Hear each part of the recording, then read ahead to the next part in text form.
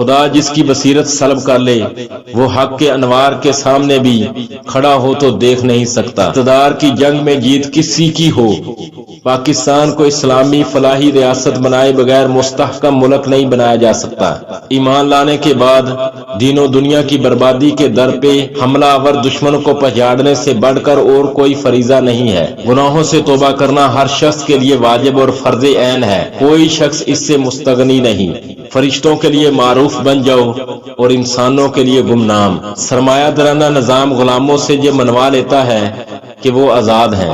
جس کا ایمان صحیح ہو جائے اللہ اس کے دل کو اتباع سنت کی راہ پر ڈال دیتا ہے۔ اگر آپ اسلام کو سیکھنا چاہتے ہیں تو اسلام کو سیکھیے، مسلمانوں کو نہیں۔ اسلام بے داغ کامل ہے، مسلمان نہیں۔ رسول اللہ صلی اللہ علیہ وسلم نے فرمایا یقین جانو جنت تلواروں کے سائے کے نیچے ہے۔ دوسروں کے لیے سکھ ڈھونڈنے والے کی ذات پر سکھ آسمان سے برستے ہیں۔